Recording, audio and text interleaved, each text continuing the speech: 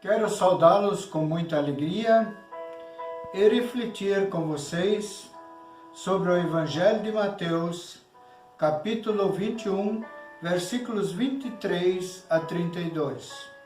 Jesus chegou ao templo e, quando já estava ensinando, alguns chefes dos sacerdotes e alguns líderes judeus chegaram perto dele e perguntaram: com que autoridade você faz essas coisas? Quem lhe deu essa autoridade? Jesus respondeu: eu também vou fazer uma pergunta a vocês. Se me der a resposta certa, eu direi com que autoridade faço essas coisas. Responderam: quem deu a autoridade a João para batizar? Pois Deus ou foram pessoas? Aí eles começaram a dizer uns aos outros: se dissermos que foi Deus, ele vai perguntar: então por que vocês não creram em João? Mas se dissermos que foram pessoas, então temos medo de que o povo pode fazer. Pois todos acham que João era profeta. Por isso responderam: não sabemos. Então eu também não digo com que autoridade faço essas coisas, disse Jesus. Jesus continuou: e o que é que vocês acham disto? Certo homem tinha 2 filhos. Ele foi falar com o mais velho e disse: filho, hoje você vai trabalhar na minha plantação de uvas. Ele respondeu: eu não quero ir, mas depois mudou de ideia e foi. O pai foi e deu ao outro filho a mesma ordem. E este disse: sim, senhor, mas depois ele não foi. Qual deles fez o que o pai queria? Perguntou Jesus. E eles responderam: o filho mais velho. Então Jesus disse a eles: eu afirmo a vocês que isto é verdade. Os cobradores de impostos e as prostitutas estão entrando no reino de Deus antes de vocês. Pois João Batista veio para mostrar a vocês o caminho certo, e vocês não creram nele. Mas os cobradores de impostos e as prostitutas creram. Porém, mesmo tendo visto isso, vocês não se arrependeram e não creram nele. A graça e a paz de nosso Senhor Jesus Cristo, o amor de Deus o Pai e a comunhão do Espírito Santo esteja com todos vocês. Estimados irmãos e irmãs em Cristo Jesus, é importante observarmos a forma como Jesus conta essa história. Quando a examinamos de perto, algumas coisas chamam a nossa atenção. Nenhum dos 2 filhos foi sincero com o pai. Um disse que ele não iria, quando na verdade acabou indo. E outro disse que iria, mas não foi. Esse foi completamente desonesto. Nenhum dos 2 é exatamente o modelo de confiabilidade. Em si, a história não traz nenhuma novidade para nós. Não é assim na nossa vida? Em muitas ocasiões falamos que sim, com a melhor das intenções. Mas depois algo mais em conta nos impede, pois sempre há uma infinidade de outras coisas que nos atrapalham. Quantas vezes a gente já se comprometeu com alguém ou com alguma coisa e depois não cumprimos? A gente mostra boa intenção, mas depois logo esquece. Às vezes o nosso orgulho não deixa. Eu realmente pretendia me desculpar por aquele incidente outro dia, mas estava orgulhoso demais para admitir que cometi um erro. Às vezes também é egoísmo. Eu pretendia visitar aquele amigo solitário no sábado, mas era o único dia que eu tinha para jogar carta com meus amigos. E coloquei meu prazer em primeiro lugar. E muitas vezes usamos nossas boas intenções para nós justificarmos. Bem, eu realmente pretendia fazer isso, mas simplesmente não consegui. E é como se nossas intenções devessem nos tirar do gancho. Nós, na verdade, nunca chegamos a reconhecer que erramos ou falhamos. Em vez disso, dissemos: minhas intenções eram boas. E esperamos que a outra pessoa diga: ó bem, está tudo bem, realmente não importa, contando que suas intenções sejam boas. Como se diz, de boas intenções o mundo está cheio, em especial a política.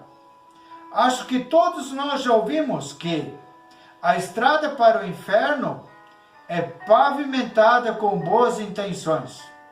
Aqui podemos lembrar o apóstolo Pedro. Pouco antes da prisão do julgamento de Jesus, ele disse: eu nunca vou te deixar, Senhor, não importa o que aconteça. Mas Pedro é aquele que nega o Senhor.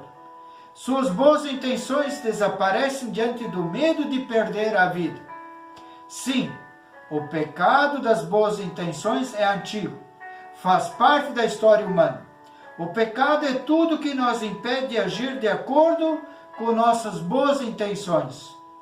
O verdadeiro problema de Pedro era que ele estava com medo, e seu medo o impedia de realizar a intenção de ficar com Jesus. Temos tantas boas intenções, e talvez em nenhum lugar mais do que em nossa vida espiritual. Pretendemos ler a Bíblia com mais regularidade, para trabalhar no aprofundamento de nossa vida de oração. Pretendemos nos esforçar mais para obedecer e testemunhar a vontade de Deus, e ser mais diretos sobre nossa fé com todos aqueles que encontramos. Mas, de alguma forma, não é assim que funciona. Como diz Paulo em Romanos 7, eu quero fazer o que é certo, mas não consigo. Deus sempre nos oferece a condição necessária para fazer o que é certo. Como foi com os sacerdotes e anciãos? Através do profeta João Batista, Deus lhes apontou o caminho correto a seguir e como deveriam agir. Deus sabe que o ser humano não consegue obedecer ou fazer a sua vontade a partir de suas forças e do seu poder. Mesmo com a melhor das intenções, falhamos repetidamente. Os sacerdotes e anciãos, por orgulho, não querem perder a sua autoridade, nem seu poder e seus privilégios. Como representantes de Deus e do templo, preferiram ignorar a mensagem de João Batista, mesmo sabendo que ele era um enviado de Deus. Deus queria ajudá-los, mas eles disseram não a Deus. Deus quer e pode nos ajudar. Deus pode nos tornar capazes de obedecer. Não podemos fazer isso por conta própria, mas Deus pode fazer isso em nós e através de nós. Sem dúvida, você conhece os alcoólicos anônimos. Muitos alcoólatras são pessoas crônicas de boas intenções. Eles realmente pretendem parar de beber, mas de alguma forma nunca o fazem. O primeiro princípio do AA é ensiná-los que não precisam fazer isso sozinhos, que existe um poder superior pronto para ajudá-los. Nós, cristãos, chamamos esse poder superior de Deus. E a boa notícia para nós é que não precisamos nos contentar com boas intenções, com desculpas esfarrapadas. Podemos fazer melhor com a ajuda de Deus. Deus nos ajuda a trabalhar e fazer a sua vontade, através da ação do Espírito Santo. A nós resta pedir a sua ajuda através da oração. O que chama a atenção na parábola é a ação, a mudança da ação dos dois filhos. A mudança de opinião simplesmente representou uma mudança de ação. O primeiro filho apenas mudou seu curso de ação. Ele acabou de fazer e o outro não. Isso era tudo o que havia para fazer. Nesta história, em nenhum momento é feito algum elogio e condenação pelo Pai, nem por Jesus. O acento está no que foi feito e não foi feito. Ele simplesmente pergunta: qual dos dois fez a vontade de seu Pai? A resposta: o primeiro. Como é a nossa vida? Somos como os sacerdotes e anciãos que não creram e nem seguiram o caminho da justiça que João pregou? Ou somos como os cobradores de impostos e prostitutas que creram e fizeram como ele pregou? Jesus deixa claro: quem agir como os cobradores de impostos e as prostitutas que creram em João e começaram a andar no caminho da justiça. Qual é o caminho da justiça? De repartir e compartilhar com o outro que nada tem, de viver no amor, na solidariedade e em paz. Quem andar neste caminho vai participar no reino de Deus. Ou você é daquele que deixa entrar a palavra de Deus no seu ouvido, mas não no seu coração. Eles o ouviram e agiram de acordo com a sua mensagem. E você é daqueles que não consegue se desligar do seu mundinho. Por isso não consegue crer e agir conforme a vontade de Deus? Qual dos dois filhos é você? A partir do batismo, somos filhos e filhas de Deus e assumimos um compromisso com Deus. Somos um filho ou uma filha que diz sim e não vivemos conforme a vontade de Deus Pai. Ou somos como aquele que vive longe de Deus e depois se arrepende e busca a Deus Pai e age conforme a sua vontade.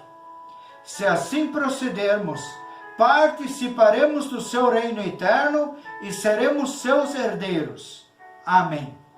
Convido para a oração. Amado Deus, obrigado por não seres como nós. Tu és fiel, mesmo quando decepcionamos. Muitas vezes dizemos sim à tua palavra.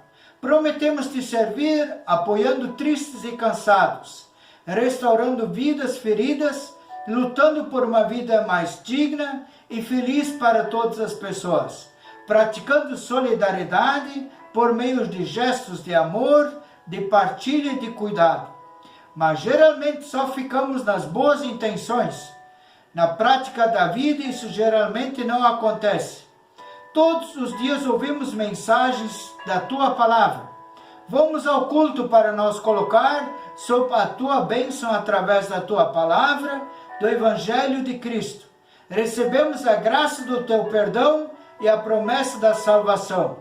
Expressamos nossa gratidão e prometemos dali em diante viver segundo a tua vontade. Geralmente fazemos o que fez aquele filho na parábola, dizemos sim, mas continuamos vivendo no nosso próprio mundinho, cheios de arrogância, de egoísmo, de orgulho, como se só nós importássemos. Perdoa as nossas fraquezas e nossas atitudes e ajuda-nos a viver no caminho da justiça e do teu reino. Que possamos ser uma esperança para as pessoas que vivem desesperadas, sem ânimo e sem alento. Intercedemos pelas pessoas doentes. Dá a elas a cura e a vida.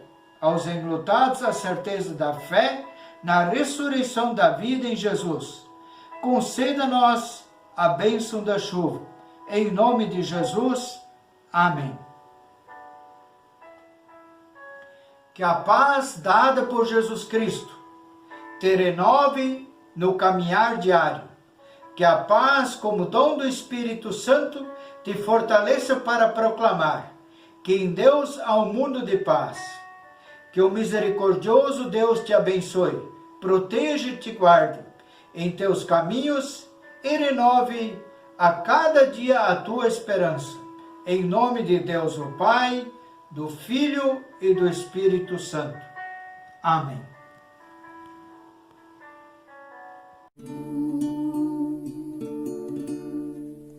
Nem só palavra é amor, é palavra unida à ação. Jesus veio ao mundo, amor encarnado por todos nós. Nem só palavra é a paz, é palavra unida à ação. Jesus deu a vida, o sangue da aliança, o signo da paz para o mundo infeliz.